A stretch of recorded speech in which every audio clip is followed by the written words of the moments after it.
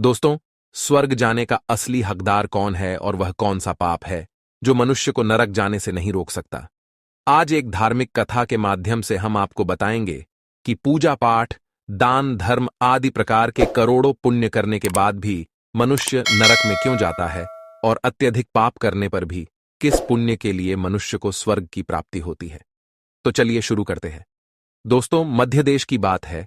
एक ही समय पर 5 मनुष्यों की मृत्यु हो जाती है और वे सभी यमलोक में पहुंच जाते हैं। यमलोक का दृश्य देखकर वे भयभीत हो जाते हैं। विशाल काय आकार वाले यमराज सुवर्ण से बने सिंहासन पर विराजमान होते हैं। उनके पास चित्रगुप्त बैठे हैं, जिनके पास सभी प्राणियों का लेखा जोखा रखा हुआ है। यम के दूत प्राणियों को आगे धकेल रहे हैं। कुछ मनुष्य जोर जोर से विलाप कर रहे होते हैं, तो कुछ मनुष्य अत्यंत प्रसन्न होकर चल रहे होते हैं।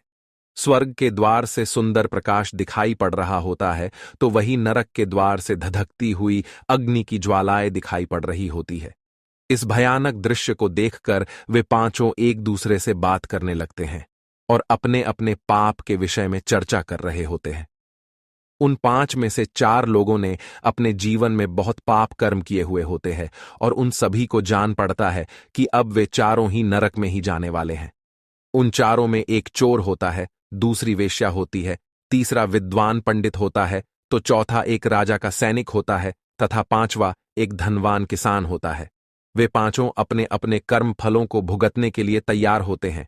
एक एक करके सभी पापी और पुण्य आत्माएं आगे चल रही होती है। वे चारों एक दूसरे के पाप कर्मों के बारे में बताने लगते हैं। पहले चोर कहता है, भाई, मैं तो पक्का नरक में ही जाऊंगा, क्योंकि मैंने बहुत बार चोरी की है, दूसरों का धन लूटा है, दूसरों को तकलीफ दी है, लेकिन ऐसा मैंने मजबूरी में किया था। चोरी करके मैं अपने परिवार का पेट पालता था, क्योंकि मुझे कोई काम नहीं देता था। शायद विधाता ने मेरे भाग्य में यही लिखा था, इसीलिए मैं ही हम चारों में सबसे बड़ा पापी हूं।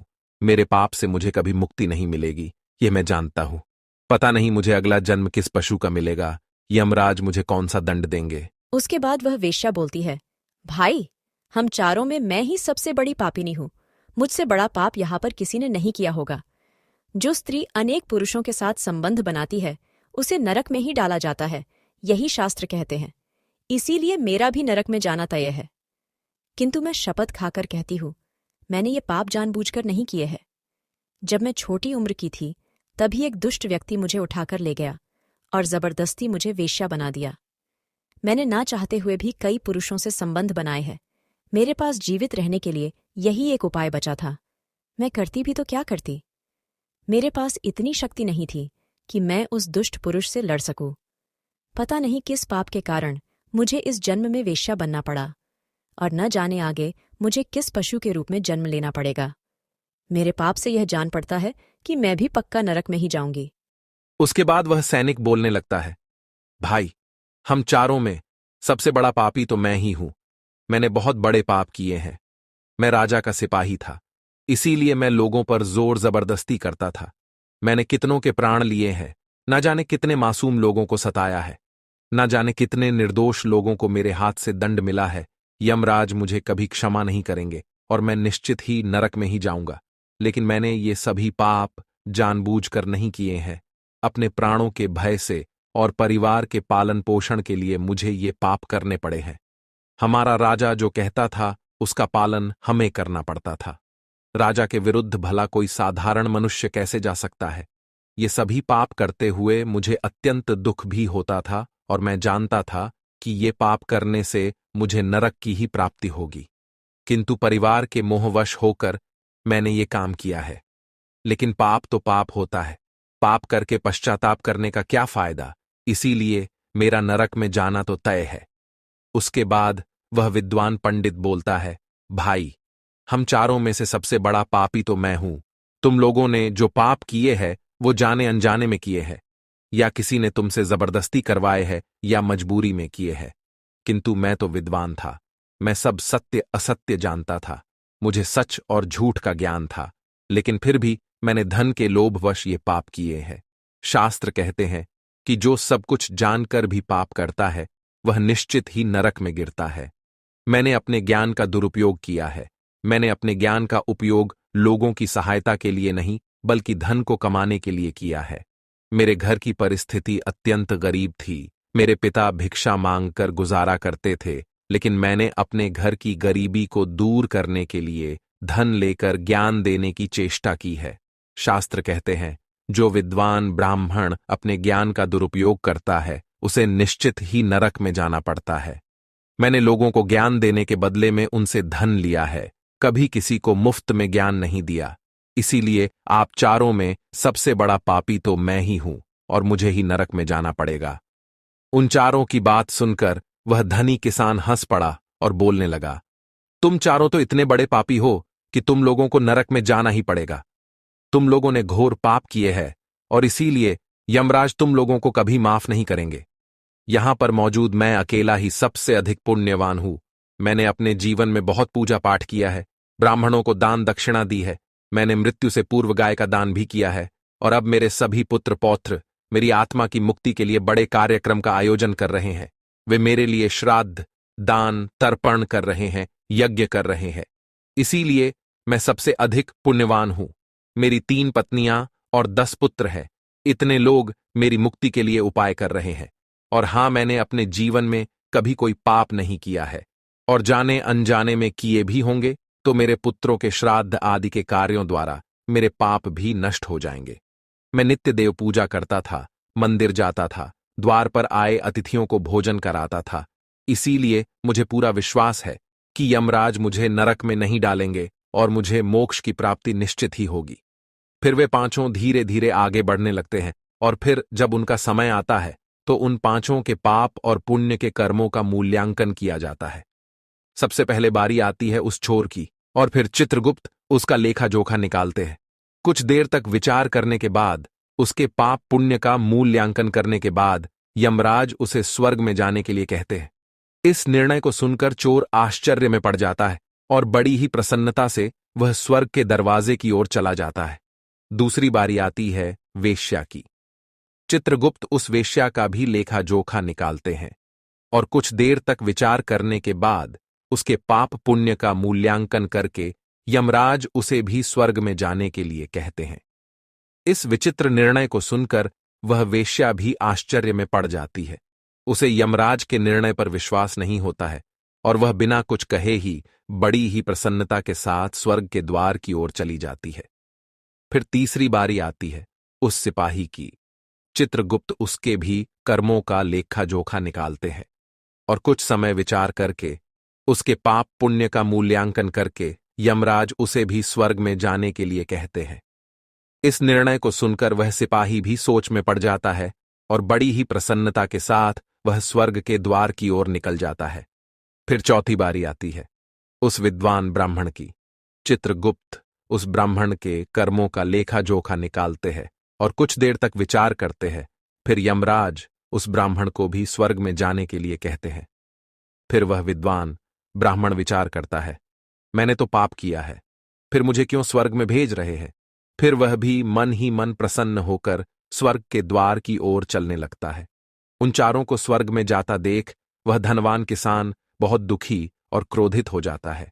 वह सोचने लगता है कि ये कैसा न्याय है, इन पापियों को स्वर्ग जाने का मौका मिल रहा है, फिर मैंने जो पुण्य के काम किए हैं उनका क्या। पापी और पुण्यवान एक ही जगह पर डाले जाएंगे तो पुण्य करने का फायदा ही क्या। फिर उस धनवान किसान को यम के दूत जोर से धकेल देते हैं और कहते हैं, अरे पापी, तू आगे चल, तुझे नरक में डाला जाएगा, यमराज तुझे माफ नहीं करेंगे। ये सुनकर वह धनवान किसान भयभीत हो जाता है और कहने लगता है, मैं तो स्वर्ग में जाऊंगा, मैंने कोई पाप नहीं किया है। फिर वह धनवान किसान यमराज के सामने आकर खड़ा हो जाता है। चित्रगुप्त उसके कर्मों का लेखा जोखा देखते हैं और उसके पाप पुण्य के कर्मों का मूल्यांकन करते हैं, तो उसके पाप का पलड़ा भारी हो जाता है और यमराज उस धनवान किसान को कहते हैं, अरे दुष्ट, तूने तो बहुत बड़ा अपराध किया है, तू तो नरक में जाने के ही योग्य है। इतना सुनते ही वह किसान थर थर कांपने लगता है और यमराज से कहता है, हे धर्मराज, यह अन्याय है, मैंने तो जीवन में कोई पाप नहीं किए हैं और पुण्य ही किए हैं, आप मुझे नरक में क्यों डाल रहे हैं। और मुझसे पहले जो 4 लोग गए थे वे तो घोर पापी थे, उन्होंने बड़े बड़े पाप और अपराध किए हैं, उन्हें तो आपने स्वर्ग में डाल दिया है। आप ऐसा अन्याय मेरे साथ क्यों कर रहे हैं। अगर ऐसा अन्याय होगा तो भले कौन सा मनुष्य धरती पर पुण्य करेगा। फिर यमराज कहते हैं, अरे पापी, तूने जो पाप किया है वह तो उन चारों के पापों के सामने कुछ भी नहीं है। तेरे एक पाप के कारण तेरा सारा पुण्य फल नष्ट हो गया है। यदि तूने यह पाप नहीं किया होता तो तू स्वर्ग में जा सकता था, लेकिन तूने यह पाप जानबूझकर किया है, इसीलिए तुझे नरक में अवश्य जाना पड़ेगा। उस चोर ने तो मजबूरी में चोरी की थी, किंतु वह चोर दूसरों की भूख मिटाता था, गरीबों को दान करता था। उसने कभी किसी निर्दोष और गरीब व्यक्ति के घर चोरी नहीं की। उसके पुण्य कर्म उसके पाप से अधिक थे, इसीलिए वह स्वर्ग में गया। दूसरी जो वेश्या थी वह अपने मन से वेश्या नहीं थी, उसे जबरदस्ती डाला गया था, और उस वेश्या ने केवल अपने शरीर को पीड़ा दी है, लेकिन बाकी कार्य तो उसने पुण्य के ही किए हैं। वह पशु पक्षियों को रोज दाना डालती थी, जानवरों की सेवा करती थी, इसीलिए उसका भी पुण्य पाप से बड़ा था। तीसरा, वह सिपाही था जिसने राजा के हुकूम का पालन किया था, किंतु उसने भी बहुत पुण्य के काम किए हैं। उसने कई बेसहारा लोगों की मदद की है, इसीलिए वह भी स्वर्ग में ही गया है। और चौथा, वह विद्वान ब्राह्मण था।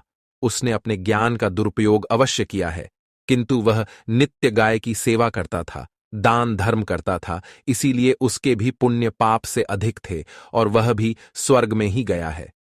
इतना सुनकर वह धनवान किसान बोलता है, हे धर्मराज, इन चारों ने जो भी पुण्य किए हैं वो तो मैंने भी किए हैं, बल्कि उनसे ज्यादा किए हैं। फिर भी मैंने ऐसा कौन सा पाप किया है जो मुझे नरक में भेजा जा रहा है। यमराज कहते हैं, हे दुष्ट, याद कर तूने उस अबला विधवा नारी पर गलत लांछन लगाया था कि उसने तेरे घर पर चोरी की है, और इसके साथ ही तूने उसके ऊपर कई अन्य गलत लांछन लगाए थे। उसे व्यभिचारिणी और वेश्या कहकर उसके चरित्र का हनन किया है, और राजा ने उसे सत्य समझकर उस अबला विधवा नारी को मृत्युदंड दे दिया था। हे पापी, मनुष्य ब्रह्म हत्या, चोरी, मदिरापान आदि प्रकार के घोर पापों से भी प्रायश्चित करके मुक्त हो सकता है, किंतु दूसरों पर गलत लांछन लगाने पर कोई प्रायश्चित नहीं है। जो दूसरों पर गलत आरोप करता है, सत्य जानकर भी दूसरों को झूठ कहकर उनके ऊपर दोष डालता है, वह तो सबसे बड़ा पापी है। उसके द्वारा किए गए सभी पुण्य नष्ट हो जाते हैं। इसीलिए तूने जितने भी पुण्य किए हैं वे सभी उस एक पाप के कारण नष्ट हो गए। फिर यमराज यमदूतों को कहकर उस पापी किसान को नरक ले जाने के लिए कहते हैं, और वह किसान रोता हुआ, विलाप करता हुआ नरक के मार्ग पर चलने लगता है। तो दोस्तों, इस प्रकार से धर्मराज ने कहा है, कभी किसी पर गलत आरोप नहीं करना चाहिए। सत्य जानकर भी असत्य का साथ नहीं देना चाहिए। जो दूसरों पर गलत आरोप डालता है उसे यमराज कभी क्षमा नहीं करता है। उम्मीद है आपको यह कथा पसंद आई होगी। वीडियो को लाइक जरूर करें और कमेंट में जय श्री कृष्ण अवश्य लिखें। साथ ही चैनल को सब्सक्राइब करें। आप सभी का धन्यवाद।